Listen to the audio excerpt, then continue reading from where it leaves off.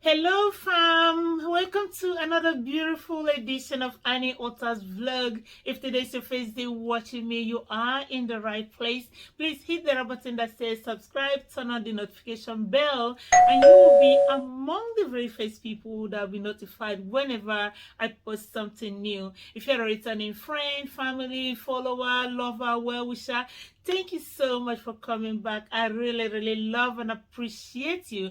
Please do not forget to like, share, and comment on my videos. Okay? So in today's edition, I'm going to be discussing about some basic essentials of a good and healthy relationship.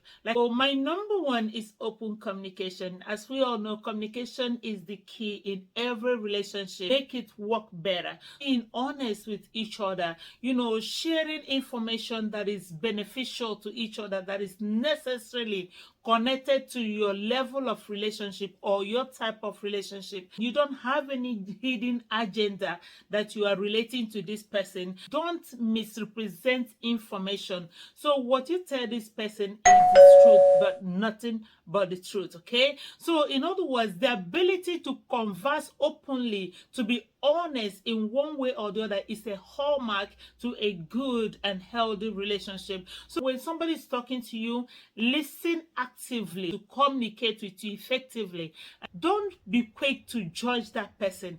Come from the level of understanding and being empathetic, and also be able to contribute to the well-being of that person, not to make it worse. Okay, because nobody is perfect. We all have our weaknesses, our shortcomings.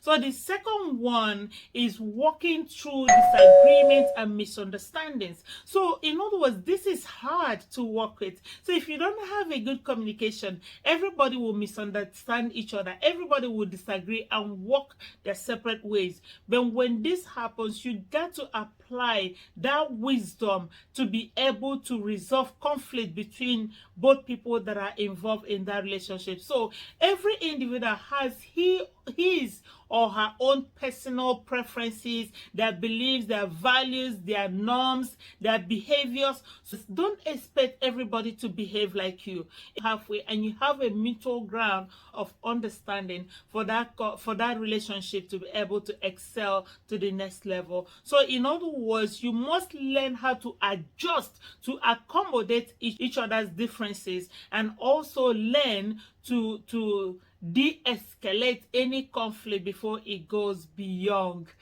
Understanding is very good. That will help you to walk through disagreements, misunderstandings, and conflicts in a relationship. Another thing I want to talk about is mutual connection.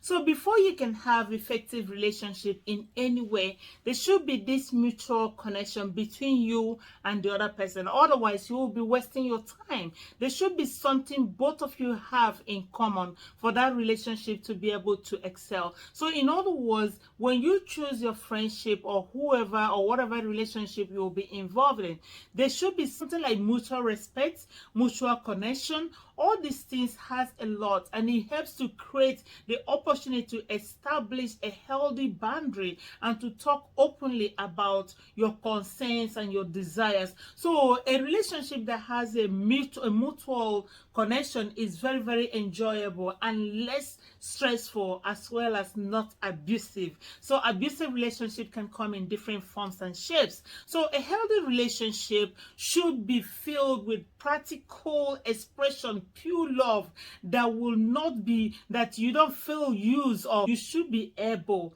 to make that connection and be able to adjust to accommodate the other person's behavior and extras. You have to have a value that attracts you to that person. You don't just jump into relationship. Even in marital relationship, there should be values that attract this person to the other person for it to be able to work. If you just go there with your own selfish intention, it's not going to work, because sooner or later the other person will realize that you are just in for the benefit, and the relationship is going to disintegrate very quickly.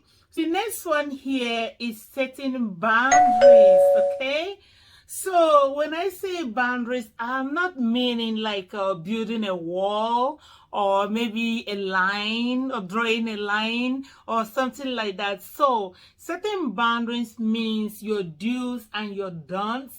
You know, you have a protocol, you have values. This is what I can tolerate and this is what I cannot tolerate. Sometimes you don't even have to say it verbally.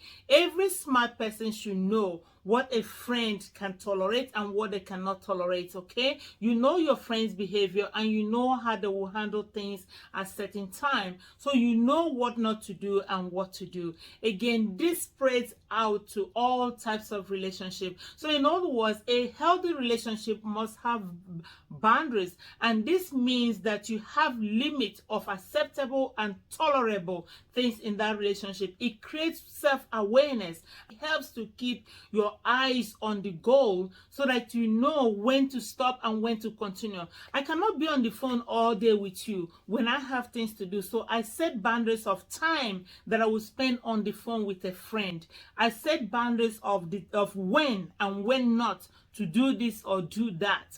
So in other words, boundary helps you to check and balance yourself. Okay, so it eliminates the noise and distractions along the way, so you focus, you have that focus. It helps one to understand the purpose in life, in that person's life, what is important to you and what is not important to you. One should be able to surround herself with people who have values, who has boundaries. Okay, so these boundaries will help you to intentionally strategize and strive to do better in a relationship. So boundaries eliminate unnecessary access to you. For somebody who cannot tolerate all those things can walk away. Anybody people can access easily loses value easily in their eyes, and you have to set protocols that will give access to you.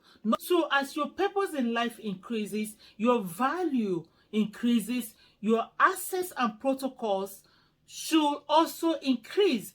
Not who are you talking to? What are their values? What do they have to lose? Because somebody who has nothing to lose will not value a relationship, because they got nothing they brought to the table and they got extremely nothing to lose. So they have no value. In other words, the person that walks into your life must have assignments. Anytime a relationship becomes what you did not intend it to be able to exit that relationship without regret.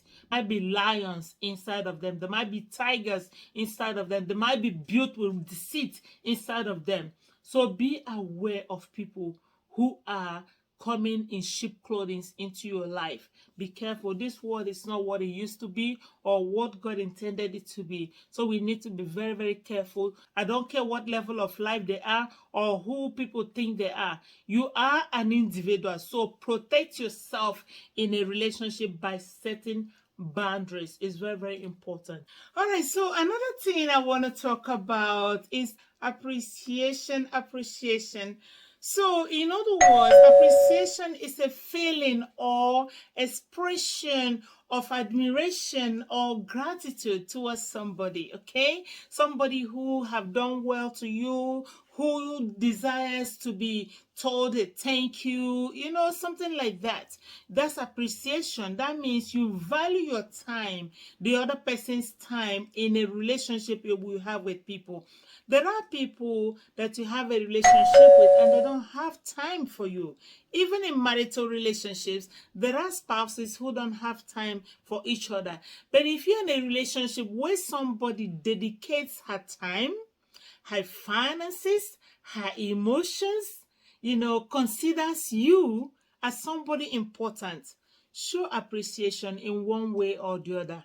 Okay, saying thank you sometimes is not enough. Anybody can just say thank you.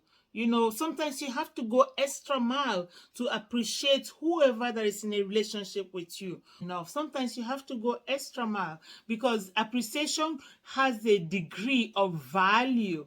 So appreciating that person means a lot to the other person. So researchers has also shown that expression of gratitude regulates oxytocin. That's the love and feel good hormone. Yes, it helps to build a greater connection and bond bond with the other person. So once you show appreciation, you praise the other person, you tell the person you love them, this kind of makes the other person happy and releases oxytocin, which will make that person feel good and feel loved and feel happy. Okay, so in other words, it's good to show appreciation.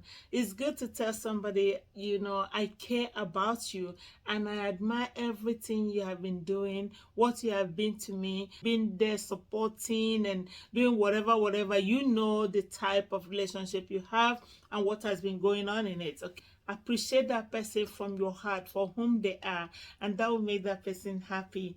All right, guys, so thank you so much for watching another beautiful edition of Annie Otta's vlog. I love you so much. Please do not forget to like, share and comment on my videos. Thank you. Stay safe, guys. Bye.